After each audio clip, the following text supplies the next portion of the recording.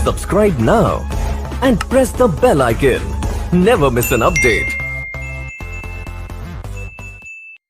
बच्चों, कैसे आप सब? उम्मीद करते ठीक होंगे और आपकी पढ़ाई बेहतरीन ढंग से चल रही होगी। मैं Manish Kumar, biology with Manish Kumar channels में फिर से आपका स्वागत करता हूं। आज हम लोग 10th के सबसे इंपॉर्टेंट टॉपिक जनन के तीसरे लेक्चर पे बात करने जा रहे हैं। लेकिन इससे पहले अगर आप चैनल पे नए हैं तो सब्सक्राइब करके बेल आइकन को जरूर दबाएं ताकि आगे आने वाले वीडियो का नोटिफिकेशन आपको मिलते रहे और आपकी पढ़ाई बिना किसी रुकावट के साथ लगातार चलती रहे। तो चलिए दोस्त, आज हम लोग जनन के तीसरे लेक्चर पे बात करेंगे। इससे पहले हम लोग 2 लेक्चर के बारे में पढ़ चुके हैं जहां हम लोगों ने ये इस चैप्टर्स के अलैंगिक जनन को खत्म किया है। इसके अलावा कायिक प्रवर्धन भी आपको आपके साथ डिस्कस कर दिया गया है। आप चैनल्स के प्लेलिस्ट को खोलेंगे, क्लास 10th बायोलॉजी में आपको ये सारे लेक्चर्स अवेलेबल मिलेंगे। चैप्टर्स वीडियोस के डिस्क्रिप्शन बॉक्स में आपको चैप्टर्स के हैंड रिटेन नोट्स भी प्रोवाइड किए जाएंगे। इसलिए आपकी क्लास में जिस भी चीजों का डिस्कशन किया जा रहा है, आप कोशिश करेंगे आपका ध्यान हमेशा बोर्ड पे रहे। आपको लिखने की जरूरत बिल्कुल भी नहीं है। जब आप डिस्क्रिप्शन बॉक्स खोलेंगे तो वहां से नोट्स डाउनलोड कर लेंगे और वीडियो देखने से पहले नोट्स को एक बार अवश्य पढ़ लेंगे ताकि आपको समझने में ज्यादा तकलीफ नहीं हो। तो चलिए दोस्त, आज के इस बेहतरीन लेक्चर का शुरुआत करेंगे हम लोग उत्तक संवर्धन से। उत्तक संवर्धन, पीछे के क्लास में हम लोग वेजिटेटिव प्रोपेगेशन यानी कि कायिक प्रवर्धन के बारे में बात किए थे, जिसमें आपको बताया गया था बच्चा कि अगर पादप के किसी भी भाग से यानी कि वर्धी भाग से यानी कि बीज नहीं होनी चाहिए, पादप के बीज को छोड़ करके अगर किसी भी दूसरे भाग से नए पादप का निर्माण हो रहा है तो उसको हम लोग नाम देते थे कायिक प्रवर्धन। आज हम लोग शुरू करेंगे उत्तक संवर्धन यानी कि टिश्यू कल्चर। उत्तक संवर्धन या टिश्यू कल्चर क्या है, ध्यान से देखेंगे। उत्तक संवर्धन या टिश्यू कल्चर, इसका भी उपयोग हम लोग अलैंगिक जनन के प्रकार से ही करते हैं, लेकिन इसी को हम लोग कृत्रिम कायिक प्रवर्धन नाम देते हैं। कल आपके साथ दोस्त डिस्कस किया गया है कि हम लोग कायिक प्रवर्धन को 2 भाग में बांटते हैं, एक नेचुरल प्राकृतिक और दूसरा कृत्रिम। तो ये जो उत्तक संवर्धन यानी कि इसको हम लोग कहते हैं टिश्यू कल्चर, ये कृत्रिम कायिक प्रवर्धन है। यहां ध्यान देंगे, इस कायिक प्रवर्धन में यानी कि उत्तक संवर्धन तकनीक में हम लोग क्या क्या करते हैं। तो ध्यान देंगे, इस प्रक्रिया ये ऐसा प्रक्रिया है जो मुख्य रूप से सजावटी पौधों के लिए उपयोग किया जाता है। अब देखिए क्या किया जाएगा इस प्रक्रिया में, एक छोटा सा कोशिका लिया जाएगा। उस छोटे से कोशिका को एक पोषक माध्यम में रखा जाएगा। फिगर से समझिए जरा, हम लोग क्या किए कि एक छोटा सा ये कोशिका लिए और इसके बाद इस कोशिका को हम लोग क्या किए कि यहां पर पोषक माध्यम में रख दिए। यहां क्या किया गया, इस कोशिका को पोषक माध्यम में रखा गया। दोस्त, हम लोग ये जानते हैं कि अगर किसी भी जीव को पोषण मिल रहा है तो वो अपने आकार और आकृति में वृद्धि करता है। तो यहां पर ये क्या करेगा कि अपने आकार और आकृति में क्या किया, वृद्धि किया।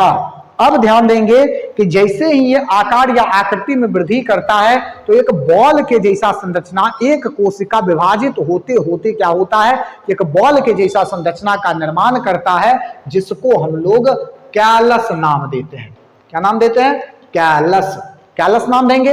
ये कैलस धीरे धीरे वृद्धि करेगा और संगठित रहता है, धीरे धीरे ये संगठित होगा, वृद्धि करेगा और इसके बाद इसी कैलस से एक छोटे पादप का निर्माण शुरू होगा। और इसके बाद हम लोग क्या करेंगे, इस कैलस को इस पोषक माध्यम से निकाल कर, इस कैलस को हम लोग इस पोषक माध्यम से निकाल करके क्या करेंगे कि भूमि में अंतरोपण कर देंगे, भूमि में इसको लगा देंगे, जहां से धीरे धीरे नए पौधे का विकास होता है। आप समझ गए? उत्तक संवर्धन तकनीक यही है। इस तकनीक में क्या किया जाएगा? उपयुक्त तापमान, आर्द्रता वगैरह कंडीशन का ध्यान रखा जाता है, यह भी आपको याद रखना है। उपयुक्त तापमान, आर्द्रता एवं अन्य अनुकूल स्थिति में उत्तक का एक टुकड़ा लिया जाएगा, कोशिका का एक टुकड़ा लिया जाएगा, जिसको पोषक माध्यम में रखा जाएगा। पोषक माध्यम में वो वृद्धि करके एक बॉल जैसा संरचना का निर्माण करता है, जिसको हम लोग कैलस नाम देते हैं। उसी कैलस को कुछ समय के बाद अंतर्रोपित कर दिया जाएगा, जो आगे नए पौधे के निर्माण का कार्य करता है। ये प्रक्रिया क्या कहलाता है? तो इस प्रक्रिया को हम लोग उत्तक संवर्धन या कृत्रिम कायिक प्रवर्धन नाम देते हैं। चलिए दोस्त, आगे ये हमारा अलैंगिक जनन पूर्ण रूप से खत्म हो चुका है। अब अगला टॉपिक हमारा है लैंगिक जनन। अगला टॉपिक हमारा क्या है? अगला टॉपिक हमारा है लैंगिक जनन। लैंगिक जनन क्या है? लैंगिक जनन, इसको हम लोग सेक्सुअल रिप्रोडक्शन नाम देते हैं। सेक्सुअल रिप्रोडक्शन, ध्यान देंगे जरा। सेक्सुअल रिप्रोडक्शन या लैंगिक जनन किसे कहा जाता है?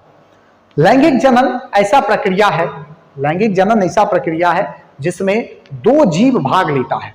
दो जीव भाग लेगा, उसमें से एक जीव नर और दूसरा जीव मादा होता है।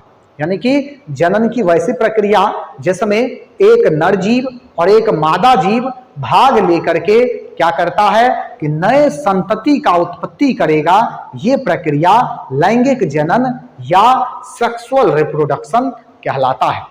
लैंगिक जनन या सेक्सुअल रिप्रोडक्शन कहलाता है। यह आपको पता चलना चाहिए, जनन की वह विधि जिसमें दो भिन्न लिंग या एक नर और एक मादा जीव भाग लेकर के नए संतति के उत्पत्ति का कार्य करते हैं तथा अपने वंश को आगे बढ़ाते हैं। ये प्रक्रिया लैंगिक जनन कहलाता है। अब ध्यान देंगे जरा, इस प्रक्रिया में जो दो जीव भाग ले रहा है, नर और मादा, तो जो नर जीव हमारे पास है, नर जीव के द्वारा जो युग्मक बनेगा, यानी कि उसको हम लोग नर युग्मक नाम देंगे, इसको हम लोग शुक्राणु कहते हैं।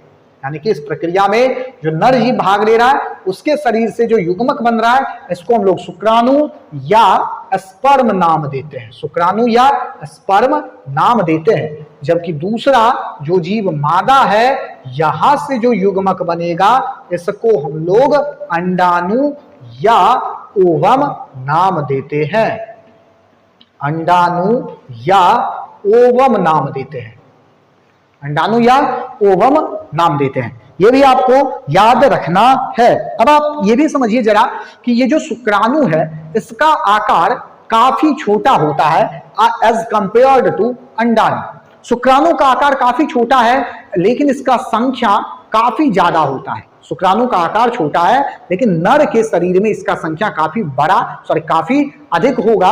लेकिन अंडाणु का आकार शुक्राणु के कंपैरिजन में लगभग 2000 या कहीं उससे भी ज्यादा गुना बड़ा है। यानी कि एक शुक्राणु और एक अंडाणु का अगर हम लोग कंपेयर करें, तो अंडाणु जो है मादा युग्मक अंडाणु, वो लगभग 2000 गुना या उससे भी अधिक कहीं बड़ा होगा। बात समझ गए? चलिए, लेकिन इसका आकार बड़ा है, लेकिन इसका संख्या वो जो है वो कम है, यानी कि एक ही होगा। बात समझ गए? ये याद रखना है। अब देखिए जरा, दूसरा बात इसमें आपको ये याद रखना है, शुक्राणु गतिशील होगा। शुक्राणु क्या होगा? देखिए जरा, हम लोग जरा थोड़ा सा क्या करते हैं, इसमें हम लोग एक दो डिफरेंस देख लेते हैं। इस तरह से शुक्राणु और अंडाणु को अलग अलग करके हम लोग मान लेते हैं ये हमारा शुक्राणु का क्या लक्षण है, और यहां हम लोग देखेंगे कि अंडाणु का क्या क्या लक्षण है। ये भी देख लीजिए जरा, शुक्राणु और अंडाणु का लक्षण क्या क्या है, ये देखिए। तो सबसे पहला जो शुक्राणु है, यहां हम लोग लिखते हैं नंबर 1 में आकार। आकार क्या होगा? आकार होगा छोटा। आकार क्या होगा इसका? छोटा। लेकिन इसका जो आकार है, ये क्या हो जाएगा? बड़ा। इसका आकार क्या हो जाएगा? बड़ा हो जाएगा। यहां पर जो नंबर 2 है, इसका संख्या क्या होगा? अधिक। इसका संख्या क्या होगा? अधिक, लेकिन इसका जो संख्या है वो क्या होगा, कम। इसका जो संख्या है ये क्या होगा, कम होगा। समझ गए बात को। गतिशीलता अगर बात करें, गतिशील, गति, तो ये जो है क्या होगा, गति का बात करें शुक्राणु में, तो शुक्राणु क्या होगा, गतिशील होगा। शुक्राणु क्या होता है, गतिशील होता है। लेकिन इसके गति का अगर बात करें तो ये क्या होगा, ये अगतिशील होगा, अगतिशील। बताइए कोई दिक्कत आपको? कोई दिक्कत नहीं होनी चाहिए, बिल्कुल नहीं होनी चाहिए। शुक्राणु का आकार छोटा है, संख्या अधिक है और ये गतिशील होगा। अंडाणु का आकार बड़ा है लेकिन संख्या कम होगा और गति का बात करें तो ये अगतिशील होता है। ये कहानी शुक्राणु और अंडाणु का है। चलिए दोस्त आगे बढ़ेंगे जरा, और यहां पर हम लोग इसके बाद देखने वाले हैं अलैंगिक जनन का एक आउटलाइन डायग्राम आपको बताया जाएगा। अलैंगिक जनन का एक आउटलाइन डायग्राम बताया जाएगा। अगर वो डायग्राम आपको क्लियर है तो आप याद रखेंगे कि लैंगिक जनन का आधा काम हम लोगों का हो चुका है। जानेंगे क्या है।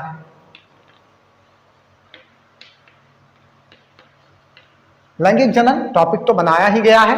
अब यहां आप देखेंगे कि लैंगिक जनन में किस तरह से कार्य हो रहा है। लैंगिक जनन में किस तरह से कार्य हो रहा है इसके बारे में हम लोग देखते हैं जरा। तो लैंगिक जनन में दो जीव भाग लेगा, एक नर और दूसरा जीव जो है वो है मादा।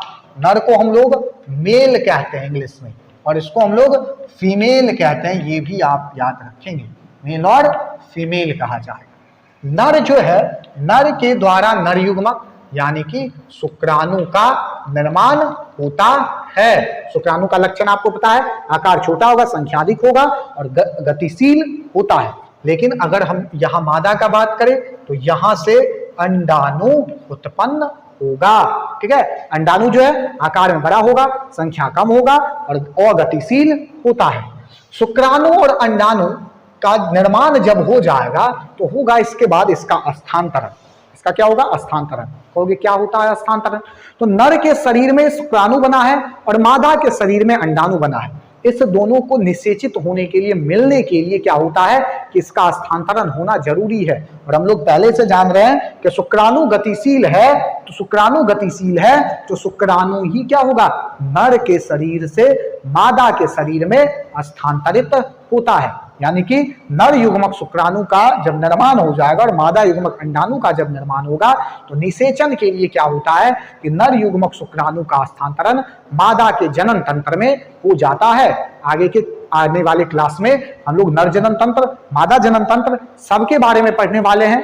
आप यहाँ केवल धैर्य बनाए रखिए, आपको जो बताया जा रहा है उसको समझने का कोशिश करिए, यहाँ पर आगे और कॉन्सेप्ट क्लियर हो जाएगा।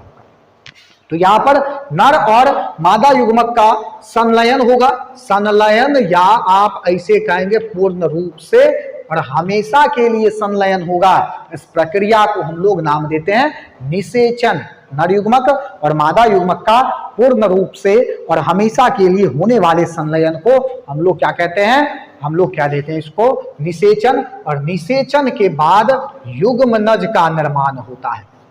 निषेचन के बाद किसका निर्माण होता है, युग्मनज का, जिसको हम लोग जायगोट नाम देते हैं। ये जायगोट आगे विभाजित होगा और भ्रूण का निर्माण करेगा और ये भ्रूण आगे जो है ये शिशु का निर्माण करता है। ये एम्ब्रियो है। इस सारे प्रोसेस को हम लोग बारी बारी से पढ़ेंगे, आपको कुछ भी चीज छोड़ना नहीं है। ये सारा कुछ आपको बताया जाएगा कि ये शुक्राणु का निर्माण, शुक्राणु, नर में शुक्राणु बनता है, मादा में अंडाणु बनता है, दोनों का स्थानांतरण होगा। उसके बाद दोनों का पूर्ण रूप से और हमेशा के लिए संलयन होगा, जिसको निषेचन कहेंगे। निषेचन के बाद युग्मनज बनेगा, जिसको जायगोट कहेंगे।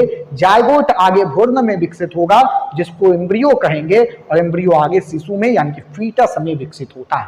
अब दोस्त अब देखिए जरा थोड़ा सा और इसको हम लोग 9th से कोरिलेट कर देते हैं, मजा आ जाएगा आपको। यहां देखिए जरा, ये जो नर है इसमें गुणसूत्रों की संख्या 46 है। यहाँ पर गुणसूत्रों की संख्या 46 है, जिस कारण से हम लोग इसको द्विगुणित कहते हैं। 46 आपको याद होगा 9th क्लास में कोशिका चैप्टर बताते समय आपको बताया गया होगा अगुणित द्विगुणित, यानी गुणसूत्रों की संख्या यदि 2n है तो उसको हम लोग द्विगुणित कहते हैं, और यहाँ 2n है यानी कि 2 into 23।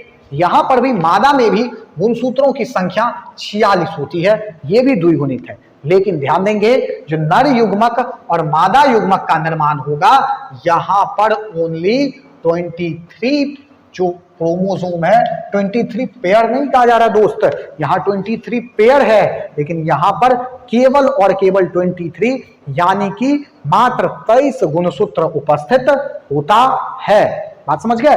अब देखिए ये 23 गुणसूत्र यहां उपस्थित है, और आगे आने वाली पीढ़ी में यानी कि जब युग्मनज का निर्माण होगा तो पुनः ये गुणसूत्र 46 हो जाती है। ये आगे 12th में जब आप जाएंगे तो आपको बड़ा बेहतरीन ढंग से बताया जाता है कि किस तरह से यहां पर ये कार्य हो रहा है। बात समझ गए। तो यहां यानी कि जो हमारा युग्मनज है, यहां पर 46 क्रोमोसोम उपस्थित होता है। आगे जब एम्ब्रियो बनेगा तो ये 46 ही रहेगा, आगे शिशु में भी 46 रहेगा। लेकिन अब ध्यान देंगे, अब अगर फिर इस शिशु चाहे ये नर है या मादा, जब ये आगे विकसित होगा और यहां से जब ये शुक्राणु या अंडाणु का निर्माण करेगा तो उस शुक्राणु या अंडाणु में फिर मात्र केवल और केवल आपको 23 जो क्रोमोसोम है वो मिलता है। बात समझ गए। इस तरह से ये द्विगुणित है, युग्मक जो है ये अगुणित है, युग्मनज द्विगुणित है, भ्रूण और शिशु भी द्विगुणित होगा। बात समझ गए। चलिए आगे बढ़ते हैं, यहां से हम लोग थोड़ा सा और हम लोग जरा देख लेते हैं लिंग के उपस्थिति के आधार पर जीवों के प्रकार। किसके उपस्थिति के आधार पर? लिंग उपस्थिति के आधार पर, लिंग के उपस्थिति के आधार पर, लिंग के उपस्थिति के आधार पर।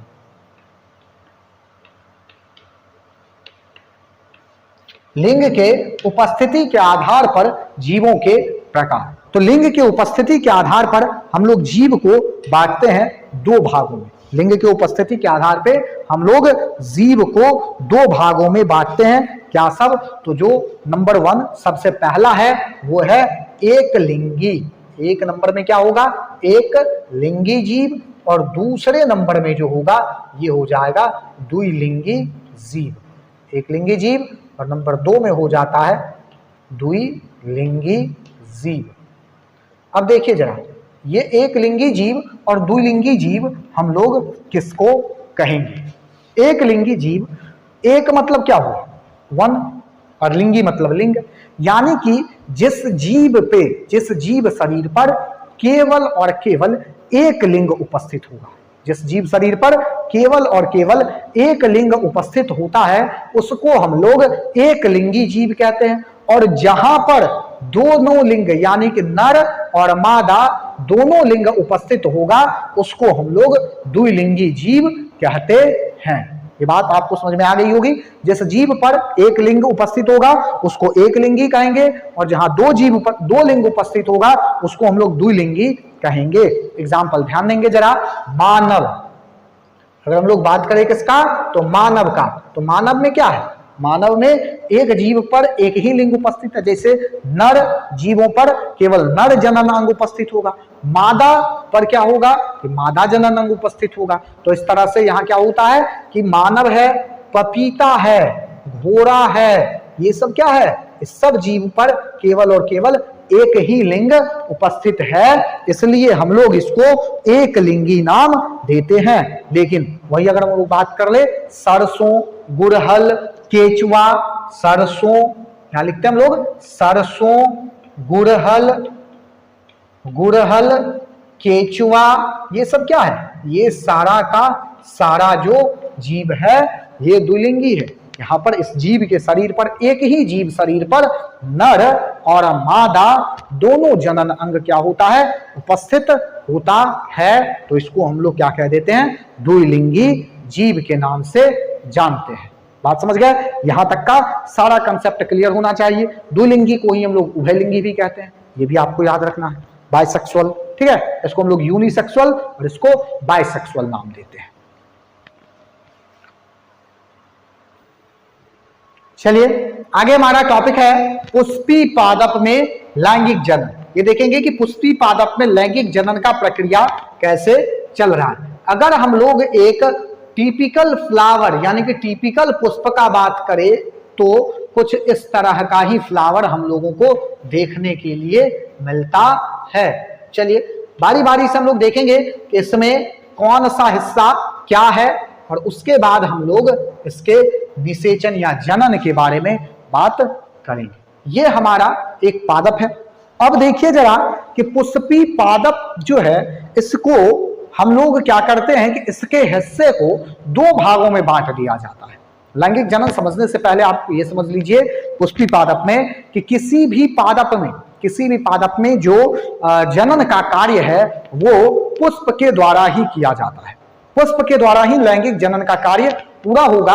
अब देखिए ये जो पुष्प है इसका दो हिस्सा यानी कि इसको अगर हम लोग बांटे तो दो हिस्से में इसको बांटा जाता है। क्या सब? तो सबसे पहला जो है वो है आवश्यक अंग और दूसरा जो है वो है सहायक अंग। पहला ही सहायक अंग, पहला जो होगा इसका, यहां हम लोग इस तरफ लिखते हैं, पहला जो हमारा है वो होगा सहायक अंग। ये क्या है? सहायक अंग। साथ के साथ इधर से देखते चलेंगे हम लोग। और दूसरा जो हमारे पास है ये है आवश्यक अंग। ध्यान देंगे सहायक अंग क्या है और आवश्यक अंग क्या है।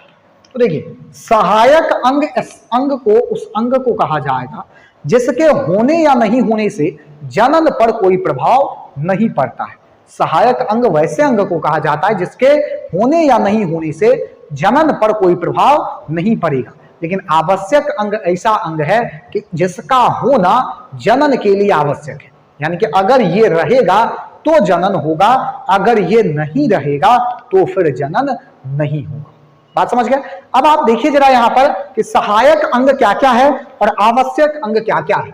तो सहायक अंग को पुनः क्या किया जाता है कि दो भागों में बांटा जाता है। क्या सब?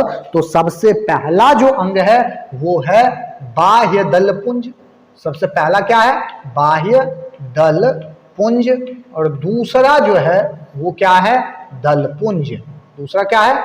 दलपुंज। बाह्य दलपुंज और दलपुंज। यहां देखिए जरा पुष्प का जो हरा रंग आपको दिखाई देता है, पुष्प के सबसे बाहर वाले हिस्से में आप देखे होंगे अड़हुल वगैरह में, अड़हुल के फूल में आपको ये सबसे ज्यादा देखने के लिए मिलता है कि उसके चारों तरफ, ये अगर फ्लावर है तो इसके चारों तरफ इस तरह से क्या होगा कि ग्रीन कलर का कुछ हिस्सा लपेटे हुए रहता है जिसको हम लोग बाह्य दलपुंज नाम देते हैं।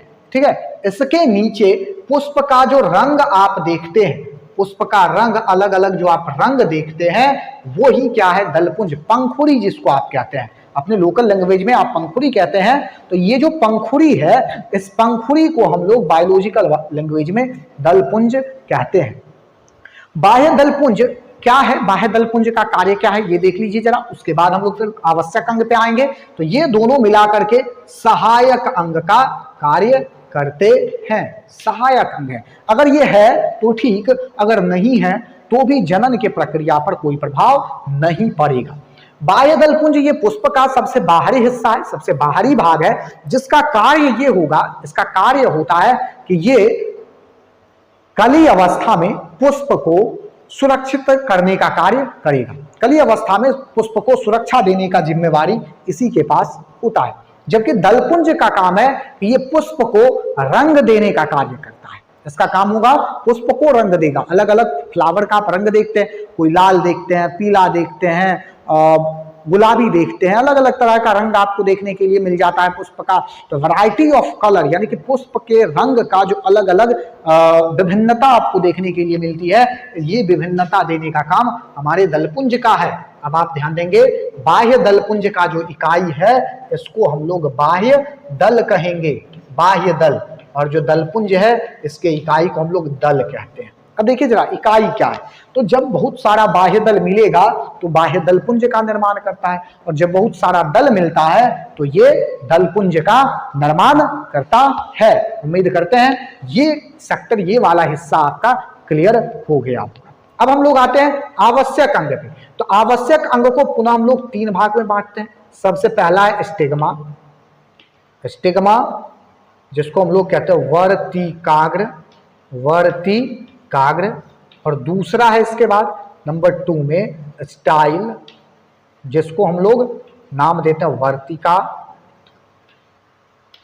ध्यान देंगे, स्टाइल वो वाला नहीं, हम लोग जो टाई बेल्ट लगाते हैं वो वाला स्टाइल ये नहीं है, ये पुष्प का एक हिस्सा है, ये आपको याद रखनी है। अब देखिए नंबर 3 में है क्या, ओवरी।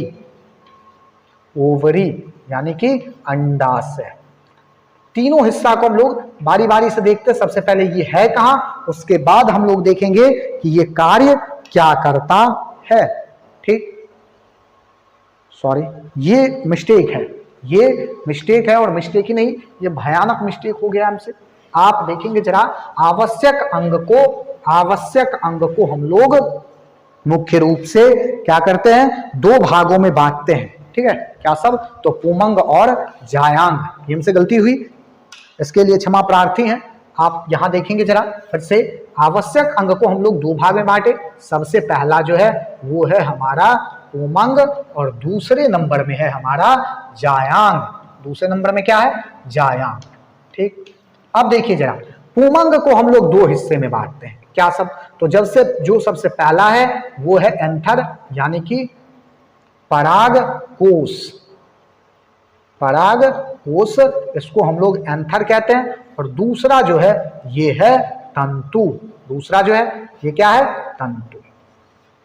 ठीक है, अब देखिए जरा, जायांग को हम लोग 3 हिस्से में बांटते हैं। जायांग को 3 हिस्से में बांटा जाता है। अभी जो हम लोग लिखे थे क्या सब, तो वर्तिकाग्र यानी कि स्टेगमा, वर्तिकाग्र, वर्तिका,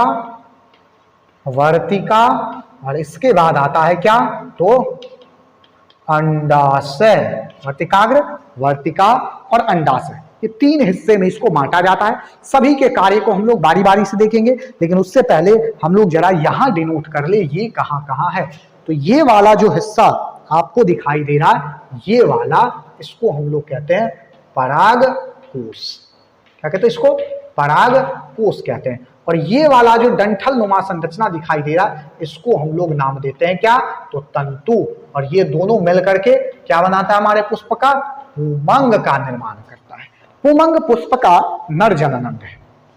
पुमंग जो है ये वाला, ये पुष्प का नरजनन अंग है, जो परागकोश और तंतु से मिलकर के बना हुआ होता है। परागकोश का कार्य ये होता है कि ये परागकण के निर्माण का कार्य करे, यानी कि पुष्प के का जो युग्मक है परागकण, उसके निर्माण का कार्य परागकोश में ही होता है। और ये तंतु का कार्य केवल इतना होता है कि इस परागकोश को ये क्या करता है कि पुष्प से जोड़ करके रखने का कार्य करता है। बात समझ गए, इस तरह से ये हमारे पुमंग का कहानी है। चलिए बढ़ते हैं आगे जायांग के तरफ। और जायांग को हम लोग डिनोट करते हैं कि कहां पर क्या है, 1, 2 और 3। ये है हमारा स्टेगमा यानी कि वर्तिकाग्र, ये है स्टाइल यानी कि वर्तिका, और ये है ओवरी यानी कि अंडाशय। ठीक है, स्टिग्मा, स्टाइल और ओवरी, वर्तिकाग्र, वर्तिका और अंडाशय। वर्तिकाग्र ये सबसे ऊपर वाला हिस्सा जो है ये वर्तिकाग्र है। इसका काम क्या होता है ये भी समझेंगे जरा। वर्तिकाग्र का कार्य है कि ये क्या करता है कि पुष्प को, ये क्या करेगा, पुष्प पे जो निषेचन, यानी कि जो पुष्प में जो निषेचन होगा, उस निषेचन के लिए अलग अलग जगह से जो परागकण आएगा, अलग अलग जगह से जो परागकण आता है, उस परागकण को ये क्या करता है, रोक करके रखने का कार्य करेगा, संचित करके रखने का कार्य करता है। बात समझ गए, ये क्या करेगा, यहां पर संचित करके रखने का कार्य करता है। जबकि स्टाइल का काम है वर्तिका का कि ये क्या करेगा, निषेचन के लिए यहां पर क्या होगा, निषेचन के लिए यहां पर जो एक नली नुमा संरचना का निर्माण होता है वो हम लोग आगे निषेचन में देखेंगे। लेकिन यहां पर ये इसका काम ये होगा कि ये जो परागकण यहां आकर के रुका है उसको ये रास्ता देगा, जिसके कारण वो क्या होता है कि वो परागकण यहां पर पुष्प के अंडाशय में पहुंच जाता है। बात समझ गए। अब ये अंडाशय जो ओवरी है, ये सबसे निचला फूला हुआ हिस्सा, यानी कि पुष्प का जो सबसे निचला फूला हुआ हिस्सा है, उसको हम लोग क्या नाम देते हैं, तो उसको हम लोग नाम दे देते हैं अंडाशय। अंडाशय का कार्य क्या है, तो अंडाशय का कार्य होता है कि ये क्या करेगा कि निषेचन के लिए जगह देने का कार्य करता है। निषेचन के लिए क्या करेगा? जगह देने का कार्य करता है। ऐसा ओवरी यानी कि ये रहा, ये वाला हिस्सा अंडाशय है, ये वाला हिस्सा बाहर वाला, ये जो इनर वाला हिस्सा आपको दिखाई दे रहा है ना, ये बीजांड है। इसको हम लोग क्या कहते हैं? बीजांड कहते हैं। आगे जब आप 12th में जाएंगे तो आपको इसका स्ट्रक्चर बताया जाएगा ओव्यूल का, ठीक है। अब देखिए जरा, ये जो निषेचन के बाद ये जो हमारा ओवरी अंडाशय है ना, ये फल में विकसित हो जाएगा। जब निषेचित होगा तो ये किसमें विकसित हो जाएगा? फल में। जबकि हमारा बीजांड जो है ये बीज में विकसित हो जाता है। ये भी पॉइंट आप याद रखेंगे तो आपको आगे ज्यादा दिक्कत नहीं आएगी आगे आने वाले क्लास में, यानी कि 12th में।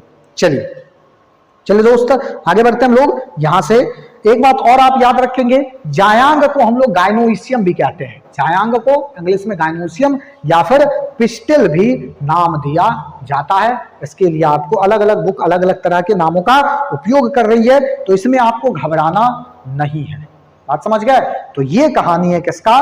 तो वो पादप में अलग अलग तरह का जो अंग है, यानी कि सहायक अंग। एक पुष्प का संरचना हम लोग देख लिए, आपसे एग्जाम में पूछा जा सकता है दोस्त, कई बार पूछा गया है। ये 5 नंबर में 5 मार्क क्वेश्चन है, ठीक है। यहां से आपसे अगर पूछा जाता है तो आपको अब छोड़ना नहीं है ये क्या है। चलिए दोस्त, आगे बढ़ते हैं, आगे बढ़ेंगे और हम लोग शुरू करेंगे यहाँ पर क्या, तो अब आगे हम लोग शुरू करेंगे परागन। चलिए दोस्त, आगे हम शुरू करने जा रहे हैं अब परागन। क्या है परागन या पॉलिनेशन? देखिए जरा, पॉलन ग्रेन का पराग कोश से वर्तिकाग्र पर जाने का प्रक्रिया जो है उसी को हम लोग परागन कहते हैं। क्या कहा गया? कुछ समझ में नहीं आया? कोई दिक्कत नहीं है दोस्त, यहाँ एग्जाम्पल या फिगर से आप समझेंगे। ये हमारा क्या है? पराग कोश। यस सर, ये पराग कोश है। बताया गया अभी तुरंत जस्ट 2 मिनट पहले आपको कि दोस्त पराग कोश में पराग कण का निर्माण होता है। तो यस सर होता है, याद भी है हमको। अब क्या होगा कि ये है सर वर्तिकाग्र। ये क्या है? वर्तिकाग्र। वर्तिकाग्र, अभी तुरंत इसके भी बारे में बताया गया कि अगर अलग अलग जगह से परागकण आ रहा है तो इस वर्तिकाग्र पर ही आके रुकता है ना, बताया गया। तो अभी जब ये बताया गया तो आप ध्यान दीजिए, अब सुनेंगे कि पराग कोश से पराग कण का वर्तिकाग्र पे स्थानांतरण जो है इसी को हम लोग परागन या पॉलिनेशन कहते हैं। यानी कि transfer of pollen from anther to stigma, यानी कि पराग कोश से पराग कण का वर्तिकाग्र पर स्थानांतरण का प्रक्रिया क्या कहलाता है? परागन कहलाता है। परागन पॉलिनेशन कहलाता है। अब आप देखेंगे जरा, तब कहोगे सर ये तो चलिए ठीक है, अब आप 2 फिगर काहे बना है? क्यों बनाया गया 2 फिगर? तो परागन को हम लोग 2 भाग में बांटते हैं भैया। क्या सब? तो स्वपरागन, सबसे पहला जो हमारा वो क्या है? स्वपरागन। और जो दूसरा है हमारा ये है पर परागन। ये क्या है? पर परागन। पहला क्या है? स्वपरागन और दूसरा क्या है? पर परागन। स्वपरागन क्या है? स्व मतलब क्या होता है? अपना। स्व मतलब अपना, पर मतलब पराया। स्व मतलब अपना, पर मतलब पराया।